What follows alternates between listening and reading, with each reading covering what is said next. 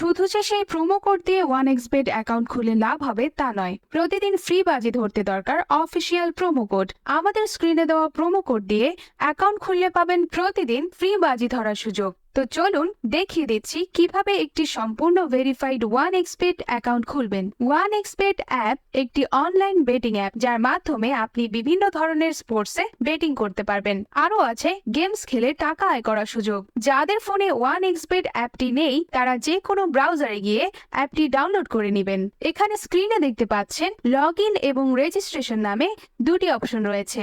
এখানে রেজিস্ট্রেশন অপশনে যাবেন, এরপর দেখতে পাচ্ছেন কিছু অপশন দেওয়া রয়েছে।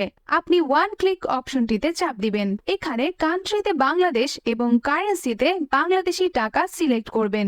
শুধুমাত্র প্রোমো কোডের জায়গায় আমাদের অফিসিয়াল প্রোমো কোড LAB55 বসাতে হবে। আমি আবারও বলছি, আমাদের অফিসিয়াল প্রোমো কোডটি হলো LAB55।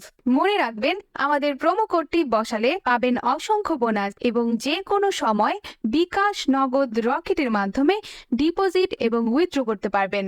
প্রোমো কোডটি বসানো হয়ে গেলে নিচের খালি ঘরটিতে টিক চিহ্ন দিন। এরপর রেজিস্টার বাটনে ক্লিক করুন। রোবট ভেরিফিকেশন চাইলে তা সফলভাবে সম্পন্ন করবেন। দেখুন, আপনাকে একটি আইডি আর একটি পাসওয়ার্ড দেওয়া হয়েছে। এই আইডি আর পাসওয়ার্ড অবশ্যই স্ক্রিনশট নেবেন বা কপি করে রাখবেন। তারপর নেক্সট বাটনে চাপ দিন। দেখুন, অ্যাকাউন্ট খোলা হয়ে গেছে। এখন অ্যাকাউন্ট ভেরিফাই করার পদ্ধতি দেখাচ্ছি।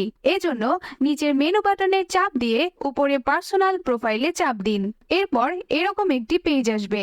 এখন ফোন নাম্বার লিংক অপশনে চাপ দিয়ে আপনার ফোন নম্বরটি বসাবেন।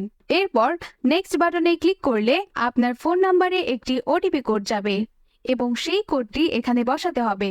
এরপর নিচের কনফার্ম বাটনে ক্লিক করতে হবে। নাম্বার ভেরিফাই হয়ে গেলে ব্যাকে চলে আসবেন।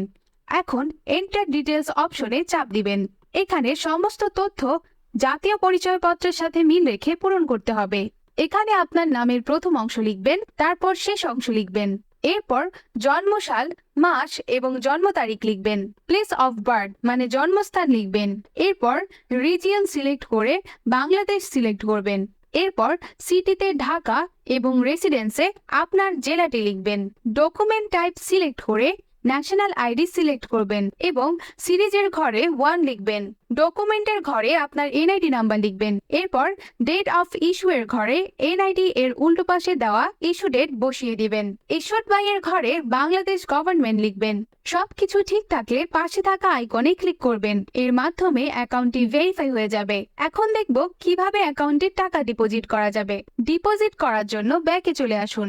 তারপর ডিপোজিট বাটন দেখা যাচ্ছে, সেখানে ক্লিক করুন। আপনারা দেখতে পাবেন এখানে টাকা ডিপোজিট করার অনেকগুলো অপশন রয়েছে। তো আমি আপনাদের দেখিয়ে দিচ্ছি কিভাবে এই পেমেন্ট মেথডের মাধ্যমে ডিপোজিট করবেন। আমি একটি অপশনের উপর ক্লিক করলাম। এখন এরকম একটি পেজ দেখতে পাবেন। এখানে আপনার ইচ্ছা মতো টাকা ডিপোজিট করতে পারবেন। এখন কোন নাম্বারে টাকা পাঠাবেন সেটা ভাবছেন? উপরে দেওয়া আছে নগদ ওয়ালেট নম্বর। এখান থেকে নম্বরটি কপি করে নেবেন। আগে জানিয়ে রাখছি, এই নম্বরটি প্রতিবার পরিবর্তিত হয়, তাই টাকা ডিপোজিট করার আগে নম্বরটি কপি করে নেবেন। নম্বর কপি করা হলে নগদ অ্যাপে চলে যাবেন এবং ক্যাশ আউটের মাধ্যমে কপি করা নম্বরে টাকা পাঠাবেন।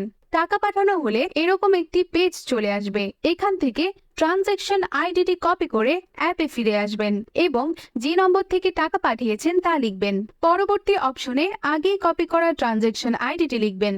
এরপর কনফার্ম বাটনে ক্লিক করবেন এবং এর মাধ্যমে আপনার অ্যাকাউন্টে ডিপোজিট সম্পন্ন হবে। কিছুক্ষণ অপেক্ষা করলে আপনার অ্যাকাউন্টে টাকা জমা হবে। তো বন্ধুরা, আজকের ভিডিওটি এখানেই শেষ করছি। ধন্যবাদ সবাইকে।